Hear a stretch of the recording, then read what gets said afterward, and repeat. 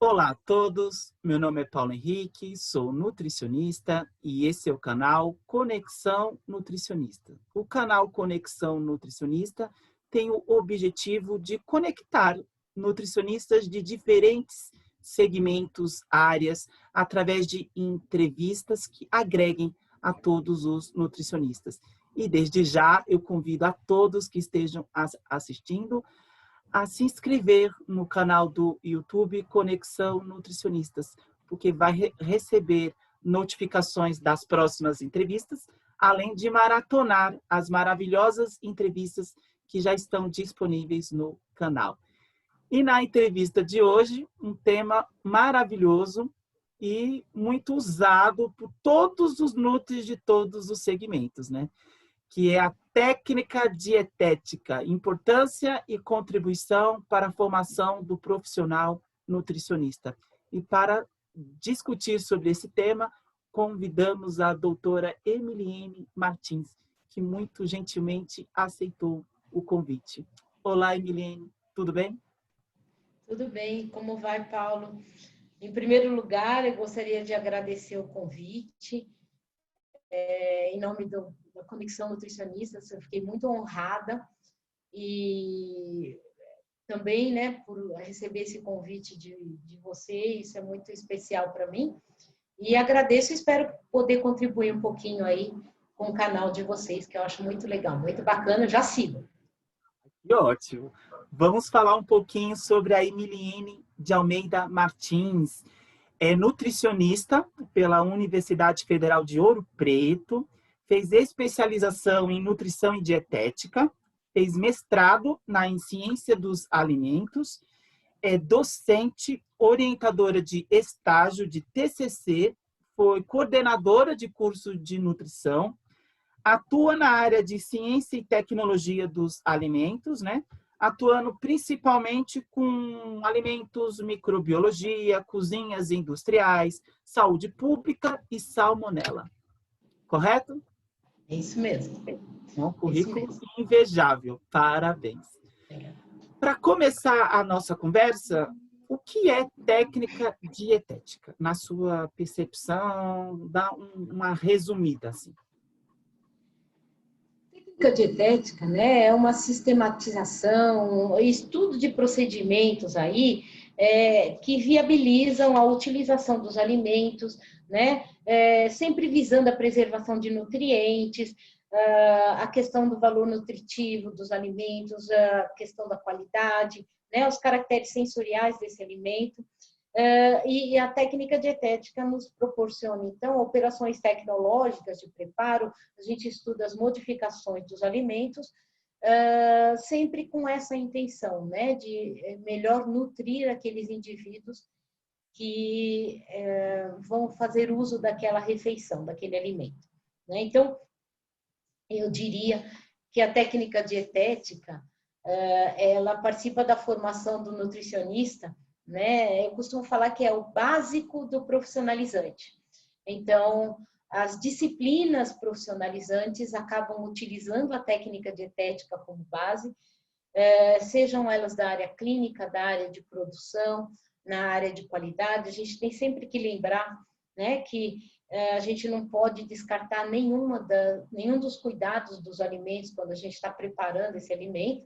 Né? Então, é essencial que a gente utilize a técnica dietética de forma plena em qualquer área de atuação do nutricionista. Quais os principais objetivos que a preparação da técnica dos alimentos tem numa cozinha? Os objetivos da técnica dietética, né, até algum tempo, a gente utilizava 5 deles, né? Objetivo nutricional, objetivo higiênico, objetivo digestivo, o objetivo sensorial, que atende, né, as características sensoriais daquela preparação, objetivo econômico, e agora, mais recentemente, a gente tem falado também do objetivo dietético. Né? Então, por que isso? Porque você tem que utilizar a técnica dietética para atender à dieta específica ou de um indivíduo ou de uma população. Por isso que a gente, recentemente, aí, por uma proposta da professora Sônia, a gente acabou acrescentando, né, aos 5 outros objetivos da técnica dietética, também o objetivo dietético, né, para poder atender melhor esses indivíduos.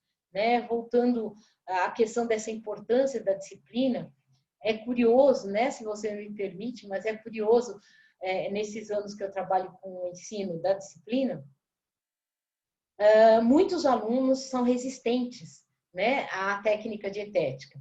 Muitos deles chegam e falam assim, mas eu tenho que cozinhar, eu vou ser nutricionista, eu não preciso ser cozinheiro para ser nutricionista.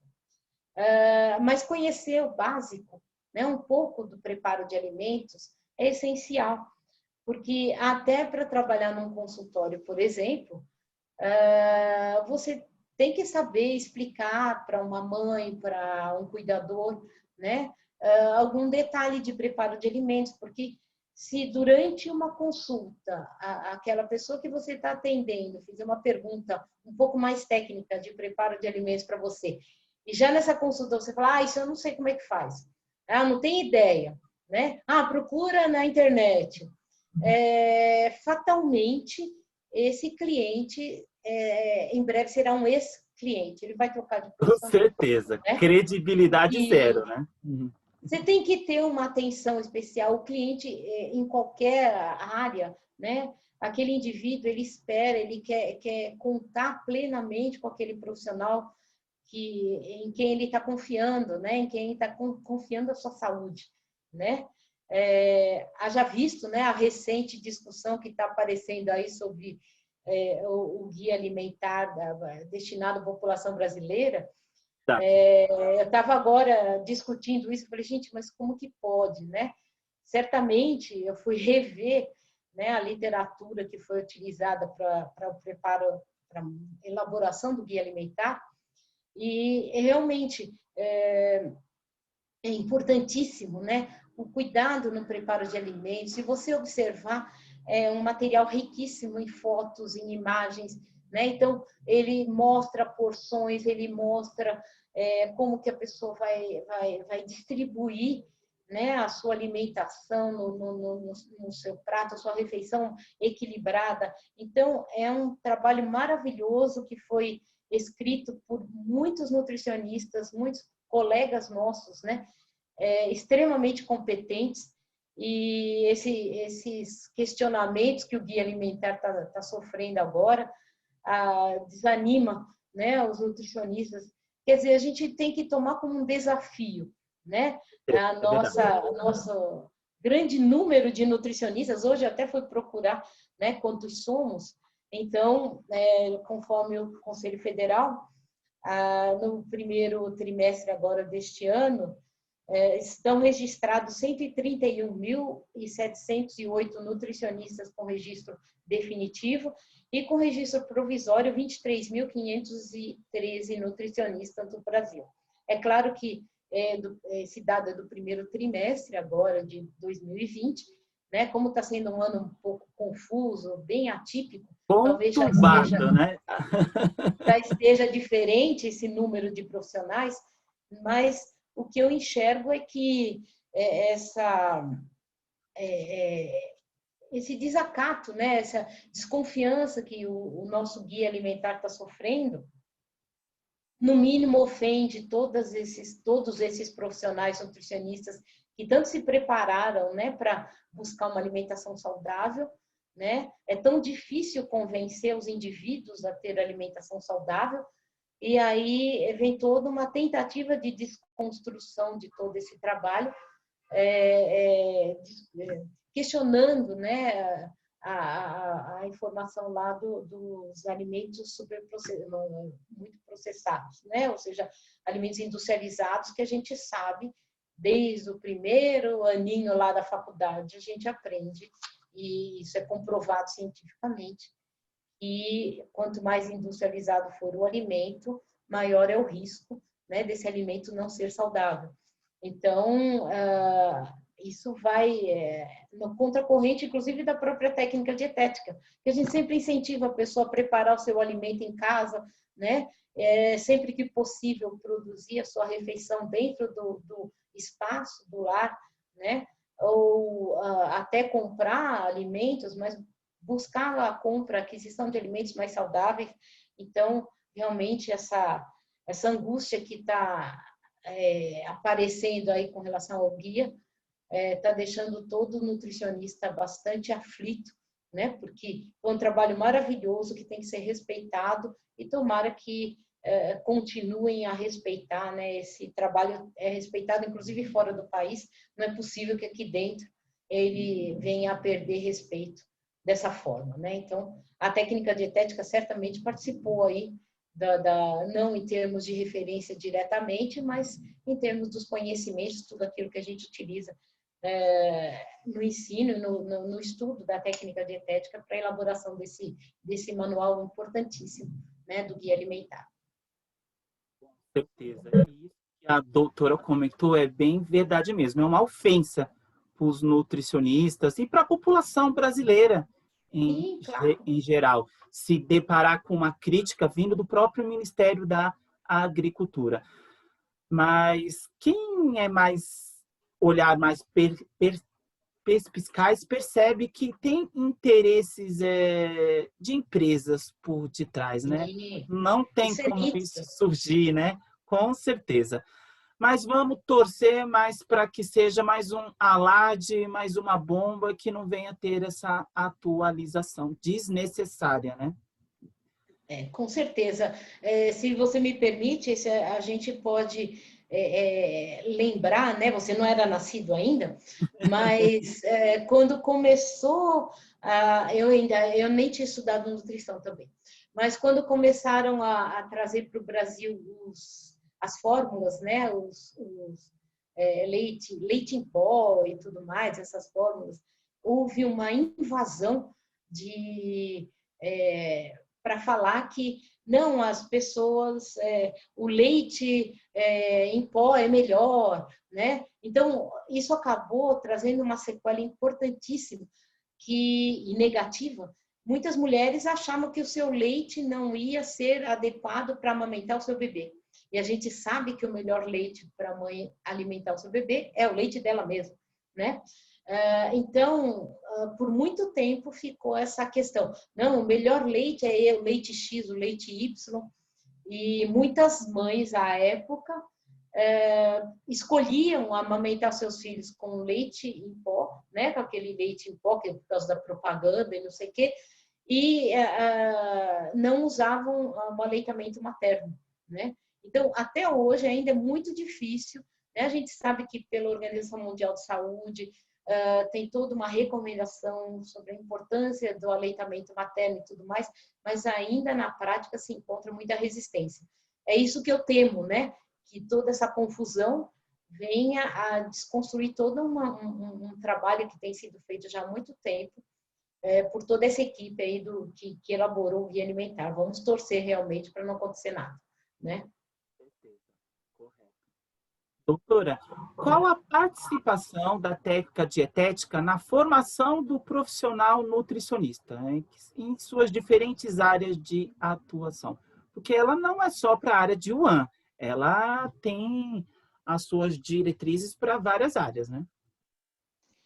Então, a técnica dietética, né, ela vai servir de subsídio para o profissional na área na área esportiva, na área de atendimento, né, na área de orientação nutricional, na área de saúde pública, né? Então, o nutricionista hoje ele trabalha muito, né?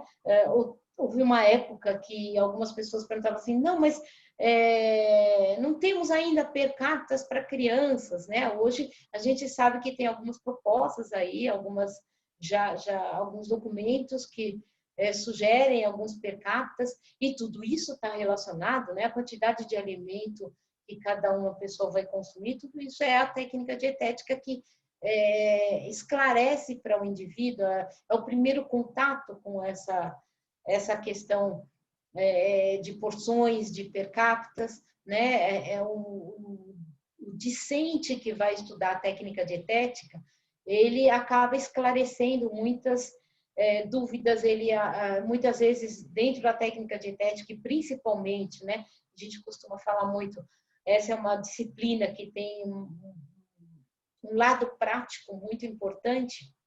Então, a técnica dietética, ela ajuda, por exemplo, todas as vezes que a gente finaliza uma aula prática, é interessante discutir o tamanho da porção, né? Olha, você vai recomendar que o indivíduo consuma X gramas de determinado alimento, mas quanto é isso, né? Então, é na técnica dietética que a gente tem a oportunidade de discutir essas quantidades, essas porções, né? Olha, a recomendação é X gramas de determinado alimento, mas será que isso vai ser adequado? Para que público? Né? Aí, indo para o lado de One, a gente vai pensar, bom, qual é a atividade profissional desse indivíduo? Né? Ele é um indivíduo de atuação com gasto energético menor, ele é um indivíduo trabalhador braçal, operacional, ele tem uma necessidade energética, né, maior. Então, a técnica dietética nos ampara em várias questões que elas são aplicáveis tanto durante a formação do profissional nutricionista nas disciplinas específicas das áreas de atuação, né, na área de saúde pública, na área de refeição de coletividade e também na área clínica, né? Tanto nas disciplinas, depois nos estágios, eu já acompanhei diversos trabalhos de estagiários que foram fizeram muito sucesso no estágio, né? Alguns até que renderam bastante aos alunos, né? Eu tive alunos que dizem, nossa, mas esse trabalho parece tão comum, tão banal, né? Geralmente o preconceito com a técnica dietética é frequente até no final, né, do curso. E aí, muitas vezes, aparecem temas aí de trabalhos de estágio, de TCC, que estão intimamente relacionados à técnica dietética. E eu já tive diversos alunos que acabaram recebendo um 10 aí, né? Já vi unanimidade de banca de TCC com nota 10 para alunos que fizeram trabalhos diretamente relacionados à técnica dietética, né? Sejam relacionados a desperdício de alimentos, né? Você pode falar de desperdício de alimentos quando se fala dos indicadores todos, ou até você pode falar de desperdício de alimentos de outras maneiras, né? Você bem abordou isso já em outra conversa. Então, é essencial que a gente conheça os conceitos da técnica dietética para já começar a aplicar nas disciplinas, em seguida nos estágios e logo a seguir na atuação profissional, né? É muito bacana quando a gente encontra ex-alunos nesses tempos aí, né?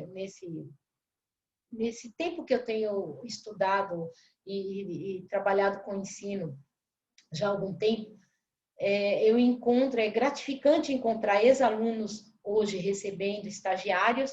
Eu já tive ex-alunos que não gostavam da disciplina durante a época da disciplina.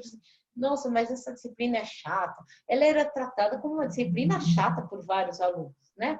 Então, muitos deles falam assim, não, Emília, mas olha, você vai se orgulhar de mim. Hoje eu já sei a diferença da salsinha para o salsão. Eu tive uma ex-aluna que veio falar isso. Olha, eu aprendi a diferença da salsinha para o salsão. Eu falei, nossa, que bacana. Coentro. Né? Então, assim, isso é muito legal, é gratificante. Até porque hoje eu já tenho ex-alunos, né, que já fizeram seus mestrados, doutorados, pós-doc, lecionam, né? Então, é muito gratificante para qualquer docente que encontrar seus ex-alunos, tanto na atuação profissional, já recebendo estagiários, quanto na docência, né? Então, é muito bacana esse tipo de relato, né? Às vezes eu brinco, tá vendo? Você queria fugir da técnica dietética, mas não teve jeito, caiu na técnica dietética. Isso daí que a doutora Emiliane comentou é bem verdade. Quando eu estava fazendo a minha graduação de nutrição, o que a minha sala criticava, né, por passar por essas, não todos, né, por passar por essas aulas de contato com o alimento, que às vezes eu me questionava, né, se o nutricionista é o profissional mais capacitado, né, para entender dos alimentos, conhecer na prática as transformações é primordial. Quando se compra 5 quilos de arroz, não quer dizer que eu vou ter um rendimento de 5 quilos, né? E também, em contrapartida, se eu compro 5 quilos de couve-flor, não quer dizer que no final eu vou ter 5 quilos dessa preparação. Você se organiza, né, para evitar possíveis erros e no final ou sobrar demais ou faltar, né, que é complicado.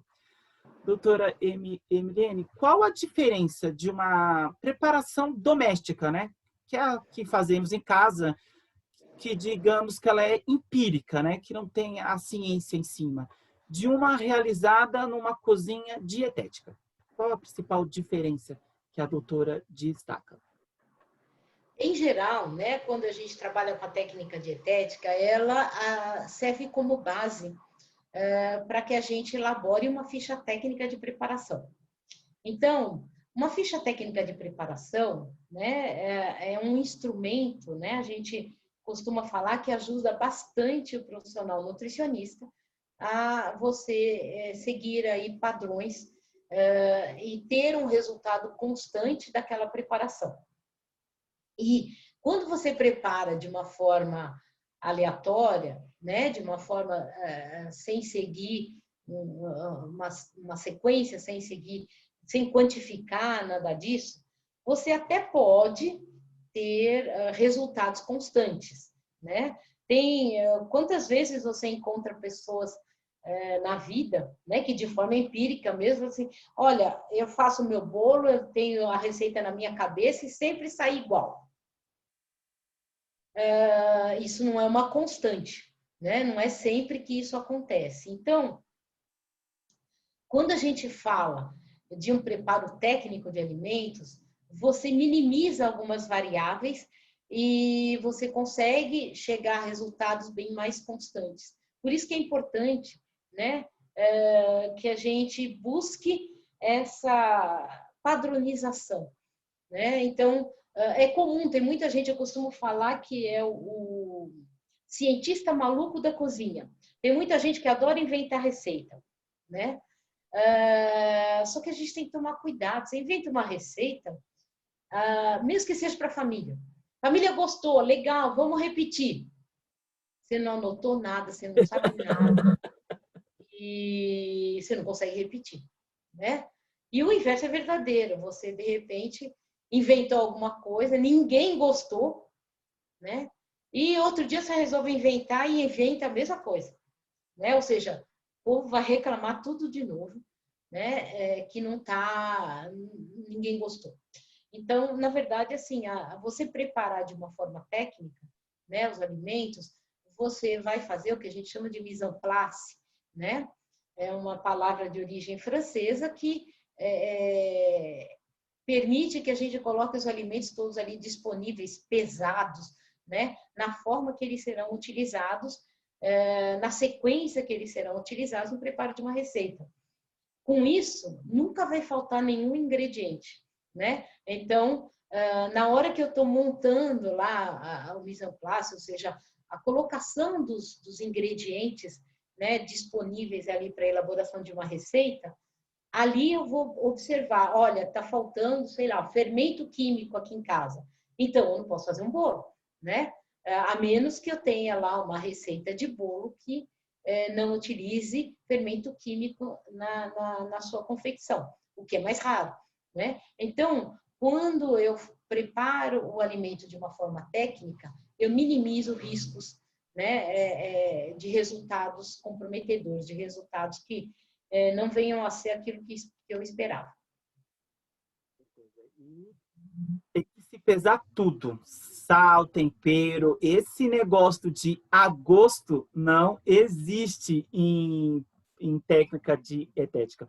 Tudo tem que ter a quantidade, o peso, a proporção certa para se ter o mesmo resultado. Acho que até marcas, né, e dependendo de algumas preparações, de alguns locais, até marcas de alguns ingredientes colocados, porque tem muita diferenciação de uma marca para outra, em termos de gosto, de qualidade, de rendimento, né? Exatamente.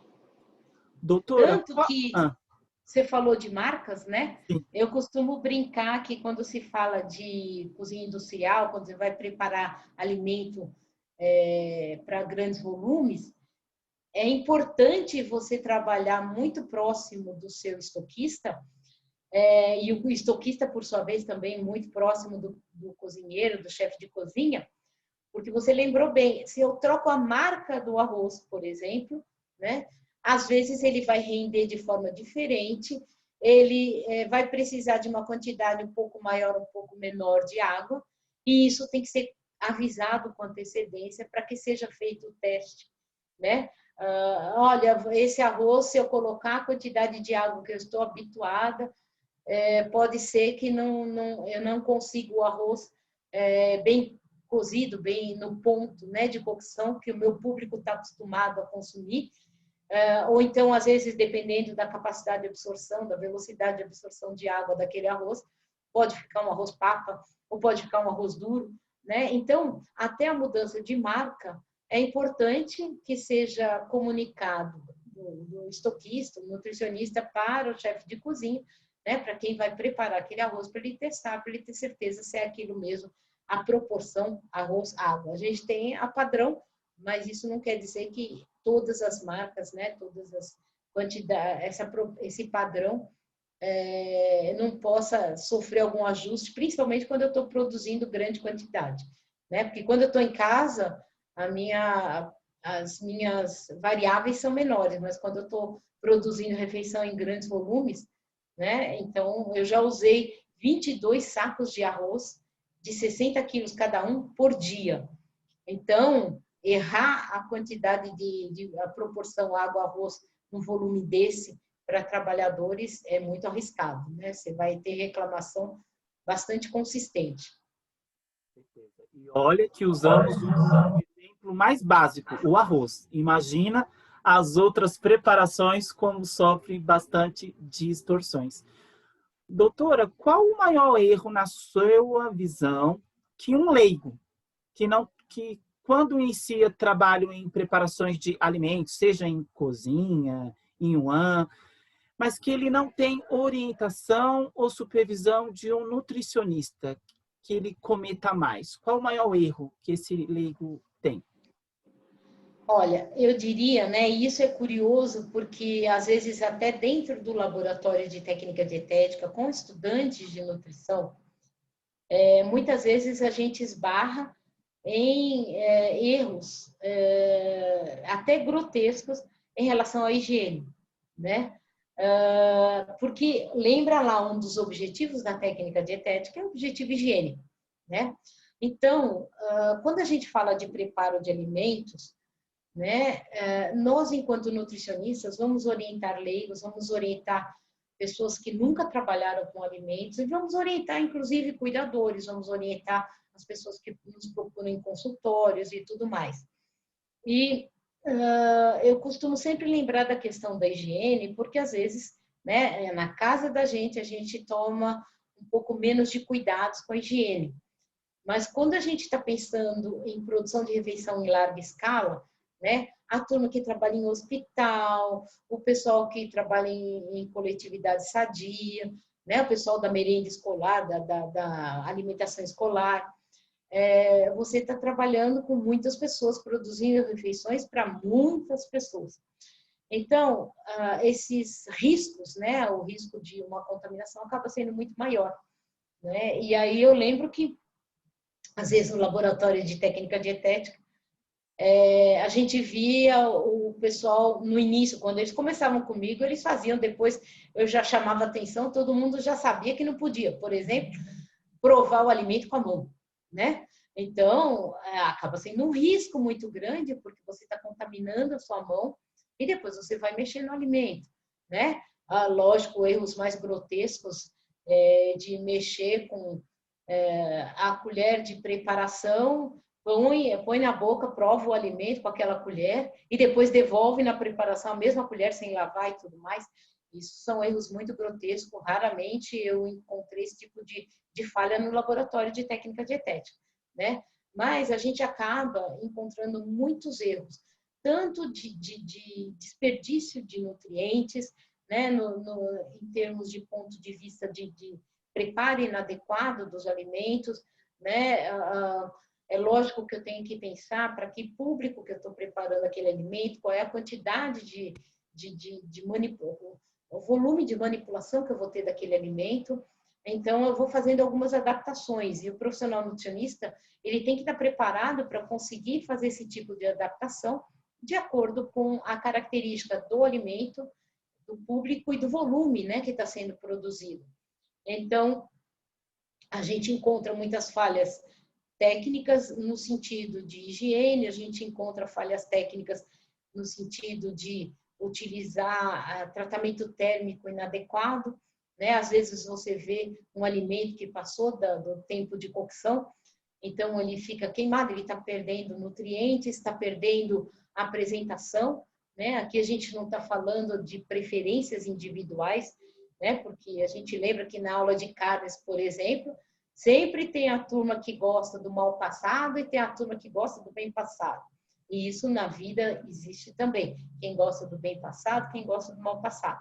Mas não nesse sentido, porém no sentido de acabar destruindo os nutrientes, né? Então, a cocção excessiva destrói nutrientes, o preparo com muita antecedência nos leva à perda de nutrientes, né? Então, pequenos detalhes. Quantas vezes a dona de casa quer fazer um suco de laranja e ela quer fazer o suco de laranja bem cedo porque é para poder adiantar o serviço. A gente bem sabe que esse suco de laranja, se ficar muito tempo armazenado, ele não vai ser mais fonte de vitamina C, né? Então, é importante todo esse tipo de orientação que muitas vezes o leigo desconhece, né? Ele acredita, lá tem vitamina C, então eu vou fazer com antecedência, está tudo bem. Não é bem assim, né? Eu costumo falar, olha, você quer garantir sua vitamina C, coma laranja. Não tome nem o suco, né? Porque você já está perdendo aí por oxidação no contato com o ar, né? Quando você está obtendo o suco, mesmo que seja para consumo imediato, né? Então, a gente tem que tomar alguns cuidados, tanto com a preservação dos nutrientes e também com a questão de higiene, que é muito delicada. Com certeza. Por isso, a importância de todo restaurante comercial, toda UAN, todo lugar que serve comidas em grandes quantidades, ter sempre a assessoria, a orientação de um nutricionista, seja ele fixo, RT ou uma vez por semana, ver a necessidade, mas é sempre bom a sua equipe, toda a sua empresa ter um controle de um nutricionista por detrás, para os resultados serem satisfeitos, né? Não ter grandes erros. No meio da explicação, a doutora comentou sobre o provar, né? Qual o objetivo da análise sensorial na técnica dietética? Então, a análise sensorial, né, na verdade, é uma área da técnica dietética que envolve os sentidos, né? Então, envolve a visão, o olfato, o gosto, né, o paladar, o tato e a própria audição.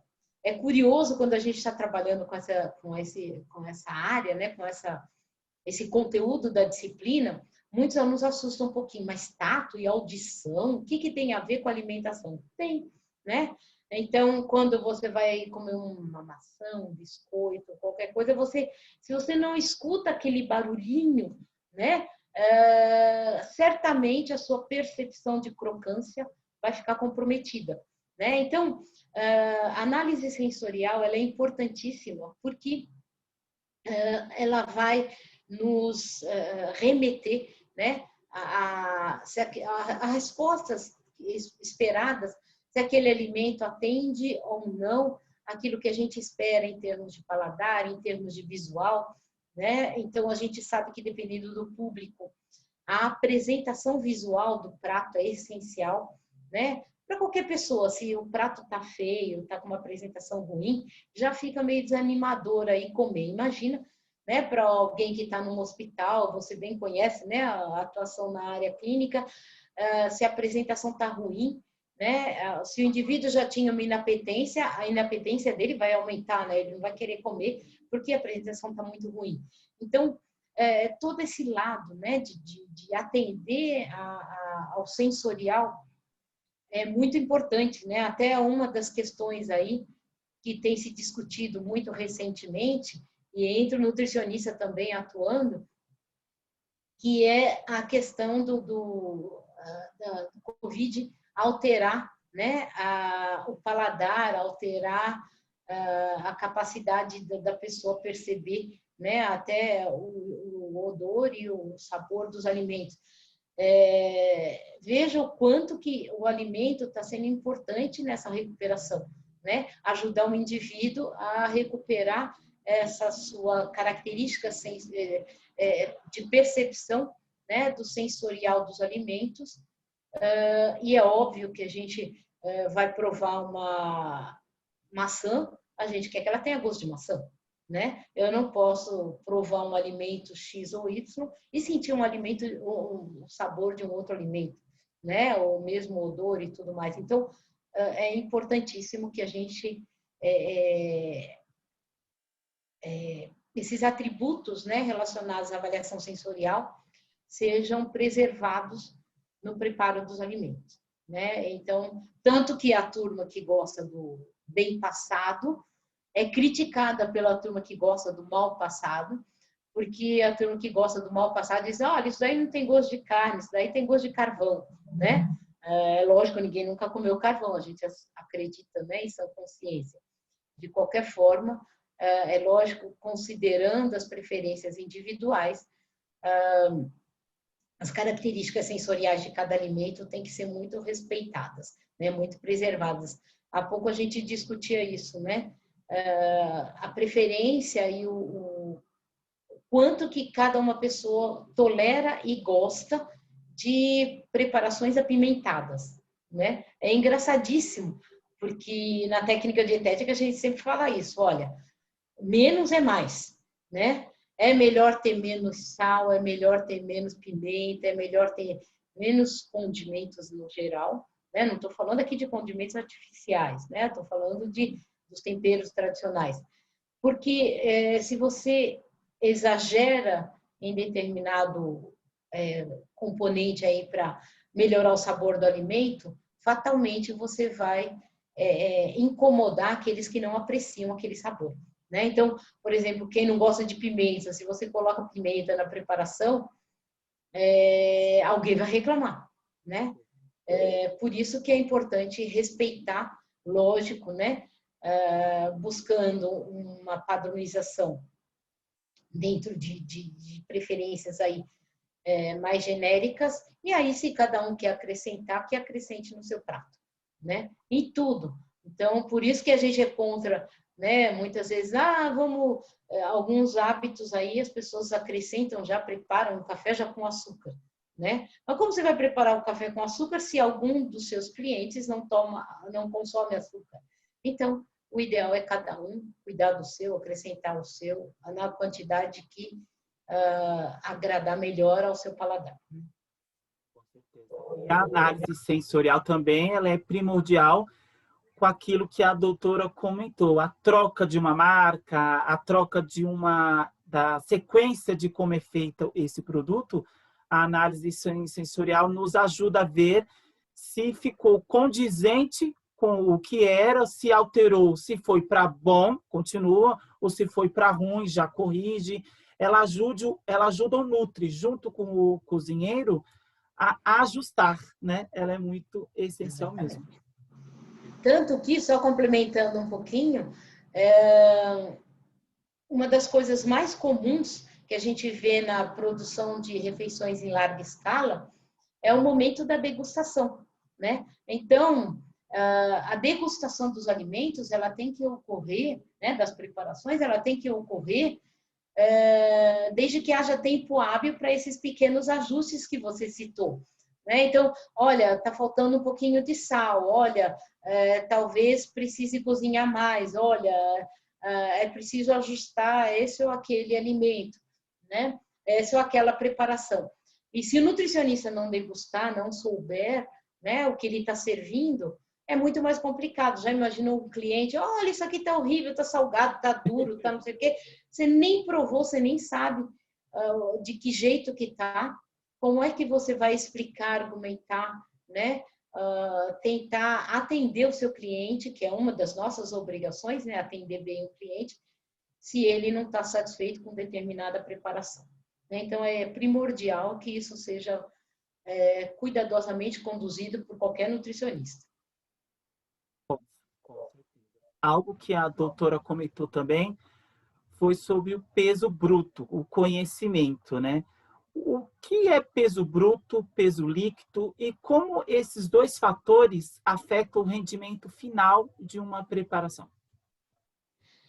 O peso bruto, né, é aquele alimento como a gente adquire, né? O alimento que tem casca, ele tem aparas, ele tem o caroço, ele tem a semente. É o alimento que a gente compra da sua forma bruta, né? Da sua forma, é lógico, aqui a gente está falando de alimentos in natura, né? A grande maioria de vegetais, mas também alimentos de origem animal, a gente trabalha com peso bruto e peso líquido, porque a gente tem aí as aparas, né, os ossos e tudo mais que a gente elimina. Então, eu adquiro o alimento no seu formato bruto, peso bruto, e eu vou fazer o pré-preparo, né? Então, eu vou aplicar as técnicas de preparo, eu vou descascar, eu vou limpar, eu vou retirar resíduos, né? Aquelas partes que normalmente a gente não consome. Então, para obter o peso líquido, né? Então, peso bruto, como eu adquiro o alimento, peso líquido, aquele alimento já está limpo, ele já está em condições de preparo.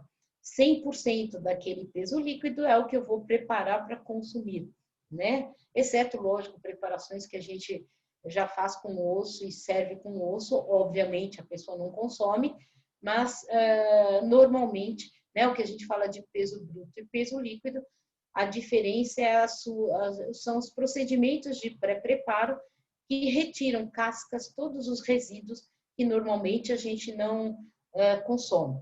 Né? Até tem uma tendência nova, e eu acho muito bacana isso, né? A questão da redução de resíduos. Né? Acho que você já discutiu bastante isso. As cozinhas industriais produzem volumes muito grandes de lixo, né? De resíduos. E já existia uma tendência grande de se buscar reduzir os resíduos, consumindo mais cascas, né, na alimentação.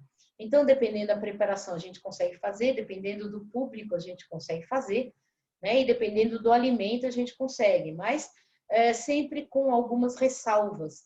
Né? É importante a gente considerar isso, porque, lógico, eu vou reduzir resíduos, eu vou reduzir lixo, vou reduzir a necessidade de aquisição de alimentos, né? Porque eu vou adquirir menos uma vez que eu estou usando aquilo que normalmente eu não utilizava. Né? Tem uma área dentro aí da técnica dietética, né, que a gente aborda muito, a utilização global dos alimentos, né, ou utilização integral dos alimentos, onde se utiliza cascas aparas, né, se utiliza as folhas de raízes, né, de alguns tubérculos e tudo, em preparações. Então, houve períodos que isso era considerado algo... Tinha gente que tinha até preconceito, né? Nossa, eu vou usar a casca a rama da cenoura, né? Nossa, mas fica muito bom usar aquele raminho verde da cenoura, né? Ele vai ter seus nutrientes, ele vai ter bastante fibra, e é uma forma de eu aproveitar melhor, sem pensar que eu estou reduzindo resíduos, né? Então, são questões aí que a gente tem que considerar, principalmente nos momentos que estamos vivendo, né? Para preservar o planeta com menos resíduos, para fazer mais economia, né? Os familiares, as pessoas têm que parar com esses preconceitos aí. Para mim é puro preconceito, né? Ah, não, não vou comer a casca. Ah, não, eu não vou comer a semente. No entanto, muitas vezes essas cascas, essas sementes, esses talos, né? Quantas vezes você pode usar um talo, por exemplo, de agrião, que a turma joga fora, né? Ou do próprio espinafre, para fazer uma torta, para fazer uma preparação, né? Então, na verdade, quando você utiliza essas partes, né, que normalmente se descarta, você está diminuindo o seu peso, o seu resíduo. Você diminuindo o seu resíduo, você precisa comprar menos alimento em peso bruto, né, para você chegar num peso líquido mais vasto, mais amplo e tudo mais. É lógico, dependendo do público, você não consegue servir essas talos, essas aparas, né? Mas eu costumo brincar que eles não sabem o que estão perdendo, né? De não comer o talo de um espinafre, de um agrião, né? Aquela raminha lá da cenoura, né? Outro dia me falaram assim, puxa, mas já está até difícil de achar a cenoura com a raminha, né? Feira, sim, Os já estão alimentos com a arrancando tudo, é casca. verdade. Eu lembro que há muitos anos a gente não tinha alimentos minimamente processados, né? Que hoje em dia se usa muito, congelados, já lavados e tudo mais. A gente comprava couve-flor com a folha e tudo. E aquela folha de couve-flor a gente usava na cozinha, não necessariamente no dia que a gente fazia a couve-flor, mas, por exemplo, no dia seguinte, a gente ia fazer um caldo verde, aquela folha que tinha sobrado da folha da couve-flor, a gente guardava e usava no dia seguinte, né? Misturado a couve e manteiga, que o sabor é o mesmo, né? Em termos de nutrientes, a gente perde muito uma diferença em termos nutricionais. E por que não usar? Você diminui resíduos, você diminui os gastos, né? Então, olha lá, o objetivo é com técnica dietética, né? E aproveitando melhor os nutrientes.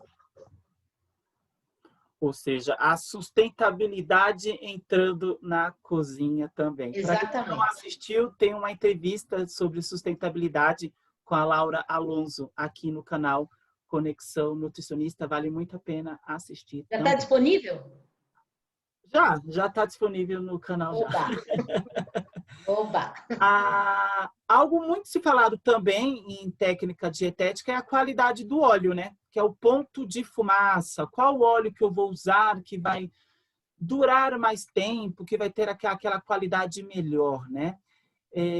Qual o melhor óleo para se submeter em altas temperaturas, numa cozinha, numa WAN? Bom, quando a gente fala de fritura, né? Muitas pessoas, eu já tive até alunos que falam assim, nossa, mas por que a gente tem que aprender e a gente tem que falar de fritura num curso de nutrição? Realmente, a nossa responsabilidade, né, é recomendar que as frituras sejam cada vez mais evitadas nas cozinhas. Mas a gente sabe que muita gente frita alimentos, né? Outro dia falaram assim, mas e aquele equipamento doméstico que frita sem óleo e tal, né? Eu não posso pensar só nas famílias que têm um poder aquisitivo que pode comprar aquilo, né? Então, eu tenho que pensar o seguinte, eu tenho sempre que procurar evitar fritura, buscar alternativas de preparo onde eu possa evitar essa fritura. Numa casa comum, simples, aqui em casa mesmo, não tenho tal do equipamento. O que eu quero ter a característica da fritura, eu uso o meu forno normal que dá para fazer e chega ao mesmo resultado, né? Então, por exemplo, o indivíduo que gosta da batata frita, quem não gosta, né, daquela batata frita? Então, o que a pessoa espera da batata frita? Espera que ela seja crocante por fora e macia por dentro, né? Então, muitas vezes você consegue fazer isso no forno, né? Se você fizer todos os procedimentos adequados. Mas vamos lá, a questão do óleo, né? A gente tem que lembrar que a temperatura habitual para fritura é 180 graus, né? Em torno de 180 graus. E lógico, quando eu estou falando de uma fritadeira elétrica, uma fritadeira de uma cozinha industrial, Geralmente as fritadeiras, né, aqueles equipamentos grandes onde se faz fritura, eles têm um dispositivo que se chama termostato.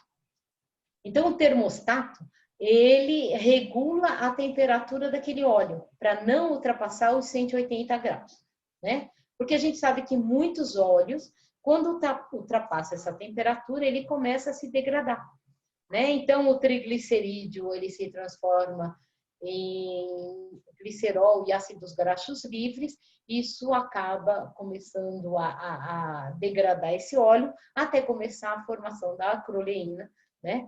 Que é a fase posterior a essa primeira quebra, e aquela fumacinha, né? Ela começa uma fumaça branca, esbranquiçada, depois vai ficando até uma fumaça preta, porque o óleo já está sem condições de uso, né? Então, na verdade, quando se fala de uma cozinha industrial, a gente tem diversos recursos, né? A gente tem até aquela fitinha do óleo, né? Que nada mais é do que uma fita de pH. Ela vai medir se aquele óleo está ou não numa fase aí de já iniciando o processo de degradação. Tá? Então, é importantíssimo, né? Em primeiro lugar, evitar fritura, mas vai falar para quem gosta, né, de ir à feira. Toda feira que a gente fala tem aquela preparação que o povo adora, que é o pastel, né? Será que aquele pastel lá ele foi frito no óleo de forma adequada, né? Provavelmente eu coloco todos os meus alunos a refletir sobre isso, né? Será que aquele óleo lá foi cuidado de uma forma adequada, né? Então o que a gente tem que buscar? Sempre os componentes de óleos que tolerem temperaturas mais elevadas, né? Então, geralmente os óleos vegetais, né, que eles são líquidos em temperatura ambiente, eles têm aí uma temperatura de degradação, ou seja, um início, né, um ponto de fumaça aí mais elevado, né, que gira em torno de 180, 190 graus, né? Às vezes até a própria gordura vegetal hidrogenada, que é aquela gordura que se usa em fast food, né, para fritura, ela chega às vezes até ter um tempo de fumaça, o início da degradação, de 230 graus. Ninguém chega numa fritura de 230 graus porque acaba até queimando o alimento, né? Então, sempre o critério que eu vou usar vai ser a temperatura de tolerância daquele óleo, né? Usa-se muito a gordura vegetal hidrogenada, que ela pode chegar a 230 graus. Usa-se muito o óleo de soja, né? Alguns óleos aí que a gente pode usar na cozinha industrial para fritura, né? Aqui no Brasil usa-se muito óleo de soja também, porque ele é bem acessível aí, né? Hoje o preço do óleo está meio salgado, né? Bem atual, tá caro demais. Nada melhor que uma oportunidade essencial aí para a gente diminuir as frituras, né? E usar o forno como alternativa, né? De qualquer maneira, os óleos de origem vegetal eles são mais resistentes ao calor, né? E eu diria a você que é importante enfatizar as gorduras que têm o seu ponto de fumaça muito baixo, elas começam a degradar numa temperatura mais baixa, jamais eu posso fazer uma fritura em imersão, né? Então, a manteiga e a margarina, a gente às vezes acha até temperaturas de 120, 130 graus, que já começa a degradar, né? Tanto que se você vai fazer um molho bechamel e esquecer um pouquinho aquela manteiga lá no fogo, tem hora que ela queima, fica preta, você nem consegue mais fazer o seu molho bechamel se passar dessa temperatura lá no molho. O azeite, muita gente acha saudável, né? O azeite, mas se ele chegar para fritura, jamais eu vou usar azeite, né? Porque a gente encontra aí na literatura que a 175 graus ele já começa a se degradar. Então, se a fritura normalmente, né? Eu faço em torno de 180 graus. Você concorda que esse azeite já vai estar alterado se eu for fazer uma fritura de imersão a 180 graus? E a gente encontra aí na literatura, eu já vi alguns questionamentos, né, sobre o óleo de coco, ele também tem uma temperatura de degradação baixa, né? Eu já vi na literatura algumas referências a 177 graus que ele começa a se degradar, e 134 graus, alguns estudos mostraram isso. Então, também não dá para fazer fritura com esse tipo de gordura. Né? Então, sempre os óleos de origem vegetal, óleo de soja, é o mais habitual, né? O mais adequado, e a gordura vegetal hidrogenada, que é aquela específica que se usa muito nas redes de fast food.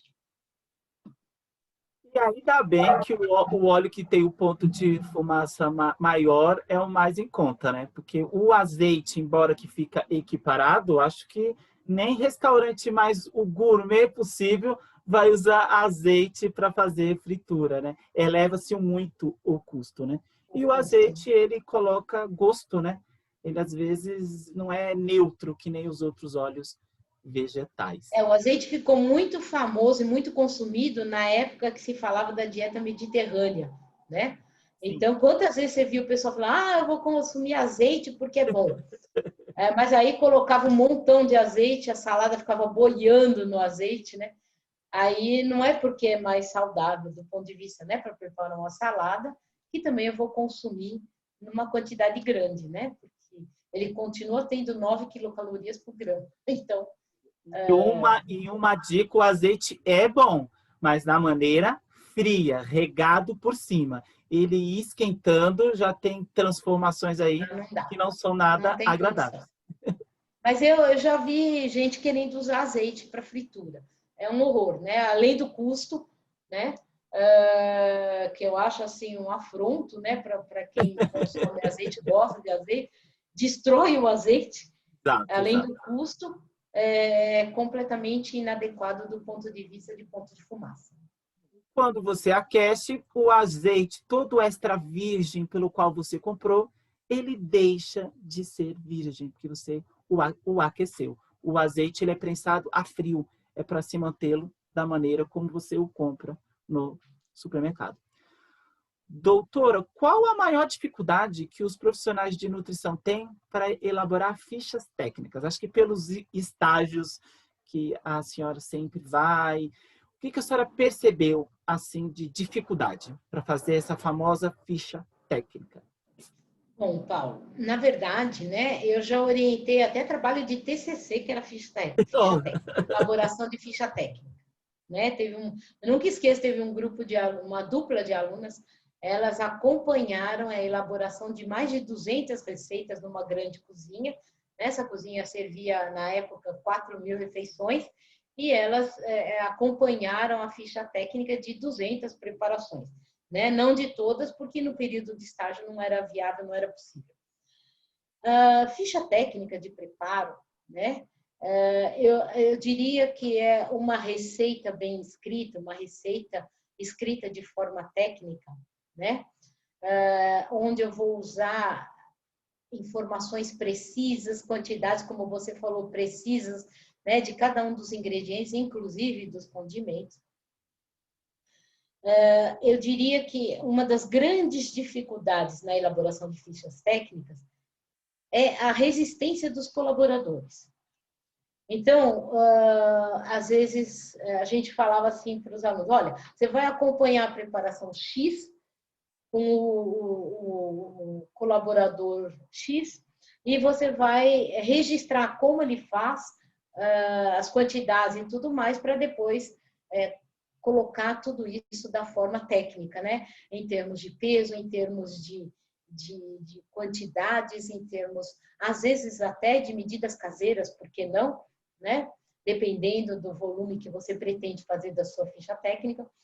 E eu me deparei, é muito engraçado, às vezes os alunos, professora, eu não quero mais fazer esse trabalho. Mas por que você não quer fazer esse trabalho? O trabalho é tão bacana.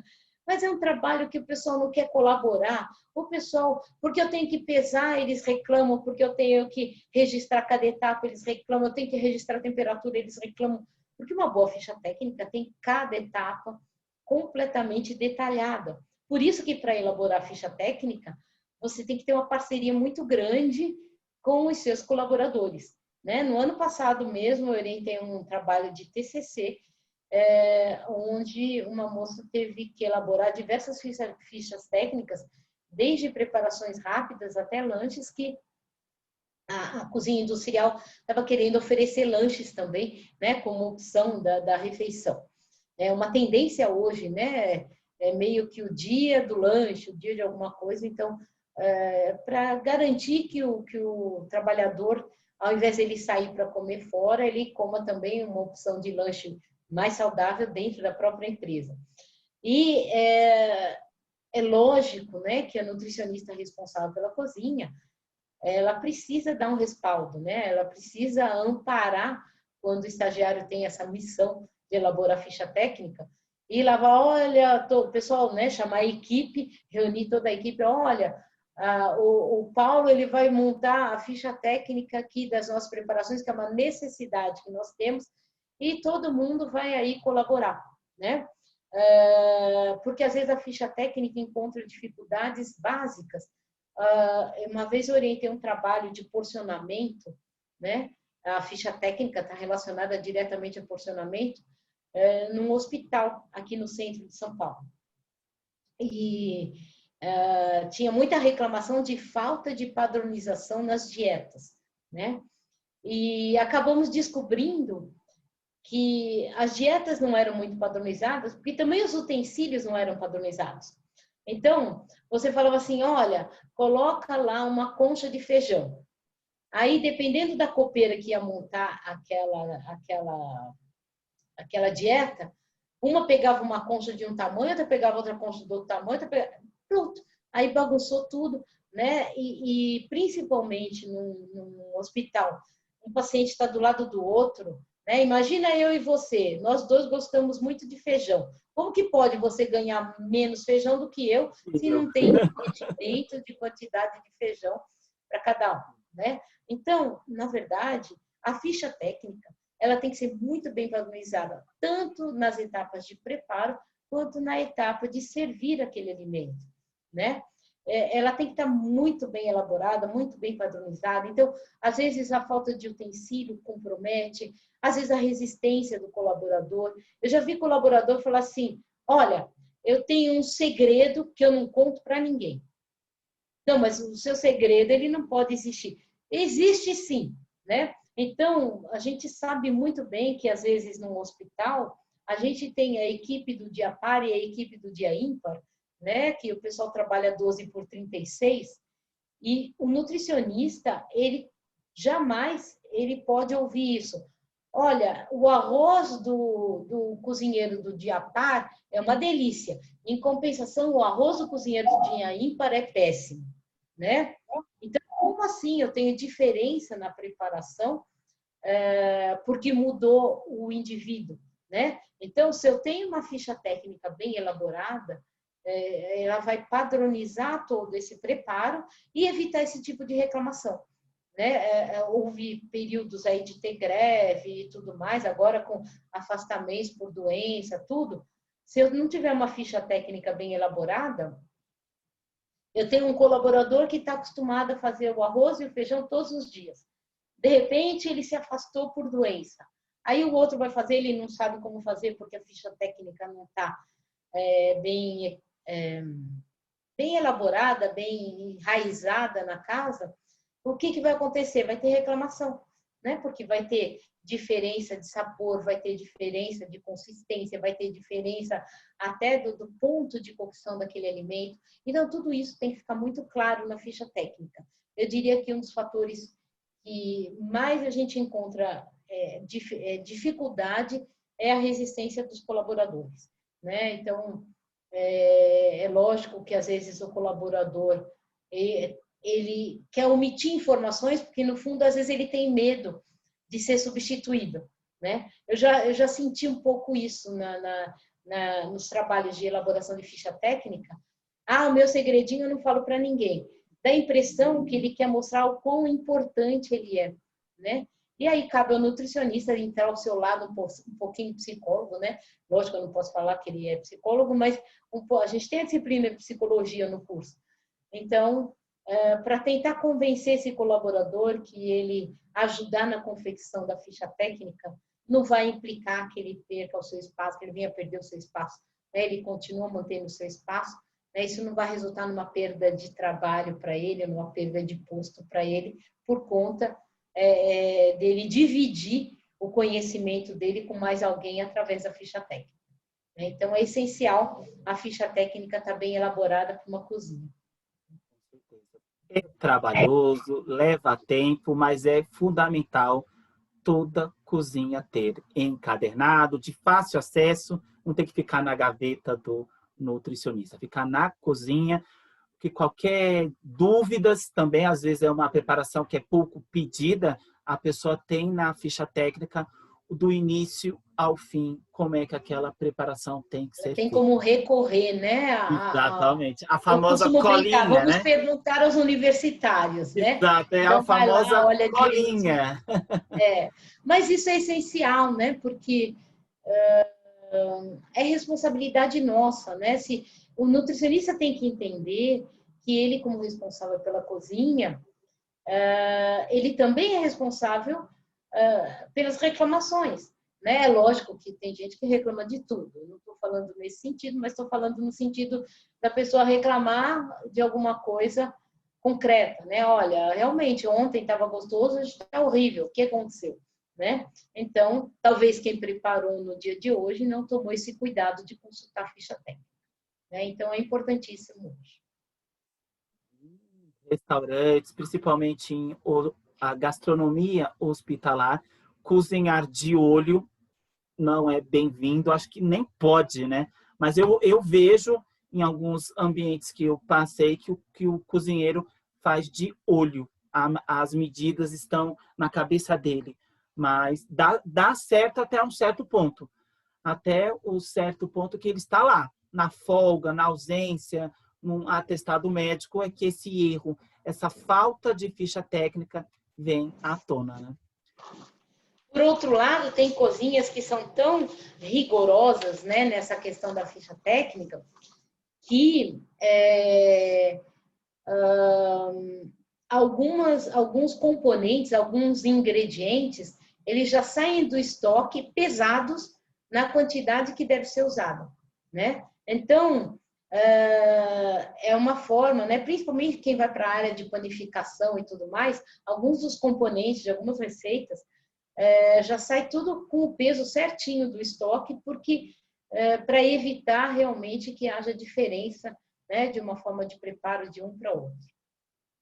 Na panificação, até o ovo ele é pesado. Às vezes tem um ovo grande, um ovo pequeno. Na ficha técnica está o peso, não a quantidade. Isso eu reparei muito também. É bacana porque hoje em dia, aí a gente, em termos de preparo institucional, né, é muito comum se utilizar o ovo pasteurizado, por exemplo, né? Alguns locais acabam preferindo esse tipo de recurso, porque você diminui os riscos, né, de ter um ovo com problema lá no meio da preparação, né, um ovo com uma pequena alteração. E essa questão de contar, né, por isso que na receita padronizada, você coloca lá 3 ovos, mas o quanto que isso pesa, né? Porque vai que o seu ovo é um ovo menorzinho, um ovo maiorzinho. Então, tem pessoas antigas que falam isso. Ah, não, olha, nessa receita aqui vai 3 ovos, mas como esse ovo está muito pequenininho, eu ponho 4. Pode ser que dê certo, mas pode ser que não dê certo, né? Preparações mais específicas que a falta de um ovo ou o excesso desanda ou sensorialmente, como já comentamos aqui, altera o resultado final. Com certeza. Então, é essencial que tudo isso seja muito bem registrado lá no documento, né? Hoje em dia está tudo informatizado, né? Mas antigamente a gente tinha as fichas técnicas naquela fichinha Cardex, aquela fichinha de papelão, que era que nem uma cartolina, né? E de vez em quando tinha que passar limpo porque ela ficava meio engordurada, né? Hoje em dia é tudo mais informatizado, é tudo mais prático, mais fácil, né? E certamente facilita bastante a vida de quem trabalha em cozinha, assim como dos nutricionistas. Imprime as fichas, põe dentro de uma pasta com folhas, né? E a pessoa vai consultando. doutora, quais os livros ou referências que você indica para estudar técnica dietética, visto que esse tema é cobrado em diversas bancas, concursos, residências de nutrição, que nem sempre é em concursos de UAN. Eu já consultei diferentes concursos de clínica, saúde pública, coletiva. O tema técnica dietética cai em todos, pelo menos um tópico, dois ou até mais. Para não, na hora de estudar, quais os melhores livros, as referências para o Nutri não se perder nessa hora? Olha, por muitos anos, né? Eu diria que foi até antes do meu início no curso de nutrição, já existia o livro da professora Liselotte Ornelas, né? O livro de técnica dietética e preparo de alimentos da professora Liselotte Ornelas. Inclusive, ela faleceu não faz muito tempo.